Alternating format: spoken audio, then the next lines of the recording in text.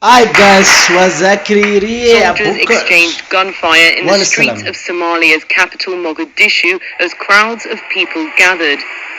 The country is split between those supporting President Mohamed Abdullahi Mohamed's extension for another term and those opposed to it. waa maqlaysin sida uu newsku dhahayo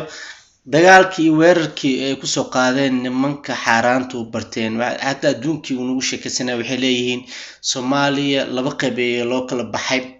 qaar mucaaradka taageersan shacabkaani la yaabana shacabka meeshii marba dhanaa loo wadaa war shacabkan ma israacaan wiilasha uu wato nimankan ay wataan oo dawladda dagaal ku soo qaaday nabad ma rabaan miya nolol ma rabaan miya war dawladda haasatiin nabada haasatiin dhibaatadii rafaadka ku jirteena ma ilowdeen noloshii hore ku jirteen madaxweynaha wax badan uu wadda ku qabtay dawladdan had wax badan uu wadda ku qabatay xaraan cuno ninka du xaraan u barto mis bedelay xaraanti raba inuu cuno ma faanteen dhageysta. Meanwhile, former President Hassan Sheikh Mohamud said on Sunday that soldiers attacked his residence and that the current president was responsible. President Mohamed, known locally as Farmajo, signed a law in mid-April extending his mandate for 2 years. That's waqt madaxweynaha waqtigiisa dhamaaday leeyihiin laba sano haddana inuu ku darsaday marka waxa waaye adduunka uu nagu sheekaysanaa mid kale dadka meediyaha oo views ki raadinayaan iyo subscribe-ka dadka beenta ka daayaan aniga hadda la hadlaayay dadkayga meesha joogo akhbaarta hadda la soo sheegay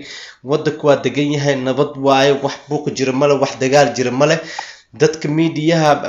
oo views iyo Facebook waxyaalanaya ayaa booninaya waxaan hadda xaaladu way degan tahay dadkana si nabad ku jiifaan si nabadana ku noolyihiin. That stoked opposition inside Somalia and put him on a collision course with Western donors. Earlier, Reuters witnesses heard gunshots in the capital as residents reported clashes between opposing factions in the security forces. A Reuters witness saw 4 military vehicles positioned in one place in Fagah. The forces in the vehicles came from the Abgal clans and are loyal to waakasa dagaalkii iyo shalay ka dhacay ayaa laga hadlayaa waxaan leeyahay Soomaaliya xaaladda hal dejiyo anaka mucaaradka wuxuu dawladda ka qaadaa male farmaajo joog nabal in nolol ayaa leeyahay nabad wax ka fiican male wadamada qurbaha waa u jeedaa wadamada dhisan say nabad ku joogaan mid kale militariga Soomaaliya waxaan leeyahay salaanaya u taagay howl fiican ay qabteen waligoodna dawladooda iyo dhulkoodana ha u dhintaan maca salaama.